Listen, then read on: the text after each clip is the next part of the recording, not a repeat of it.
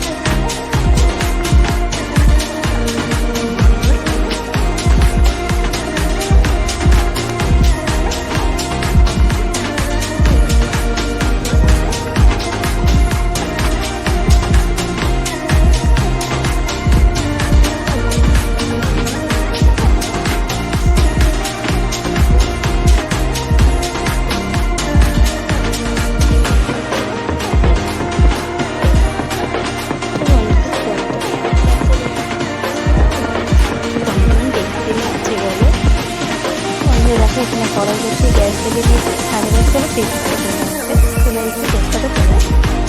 তো বন্ধুরা আমরা তো চলে যাবো এখান থেকে, তার জন্য তখন মা তেজপাতা অনেকটা তুলে নিয়েছে। আর রয়েছে আমি একটু তুলে নিই। মা বড় বড় পাতাগুলো তুলে নিয়েছে। কত কচি কচি পাতা হয়েছে গাছে এখন, তুলে নিই। ব্যাস তিনটেতেই হয়ে যাবে। চলো, তো দেখো কড়াইতে তেল দিয়ে দিয়েছি। তেলটা একটু অল্পই দেবো, তাও অনেকটাই পড়ে গেছে। তো হ্যাঁ ঠিক আছে, তো তেলটা দিয়ে দিয়েছি। এবার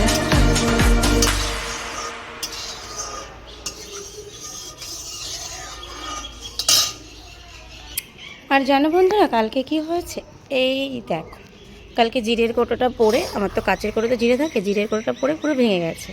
তার জন্য মা আবার ধুয়ে মুছে পরিষ্কার করেছে। এই দেখো দিয়ে দিলাম জিরে ফোড়ন, শুকনো লঙ্কা,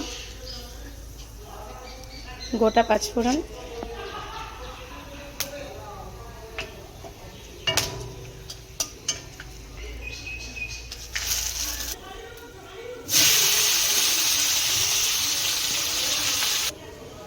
তো বন্ধুরা দেখো এখানে আমি দিয়ে দিয়েছি। সাইড থেকে দেখো কত তেল বেরিয়েছে।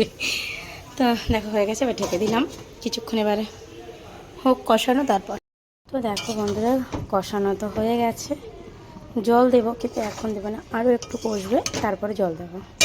বন্ধুরা দেখো এটা তো হয়ে গেছে কষানো, এবার শুধু জল দিলেই হয়ে যাবে।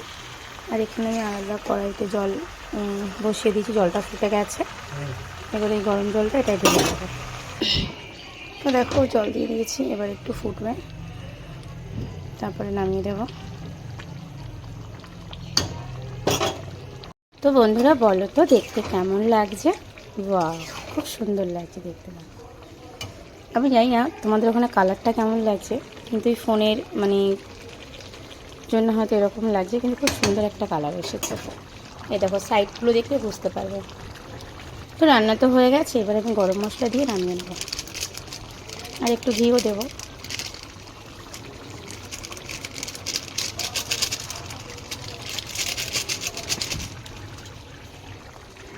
তো ঘিটা দেওয়ার পরে মনে পড়লো আমি ক্যামেরা অন করিনি।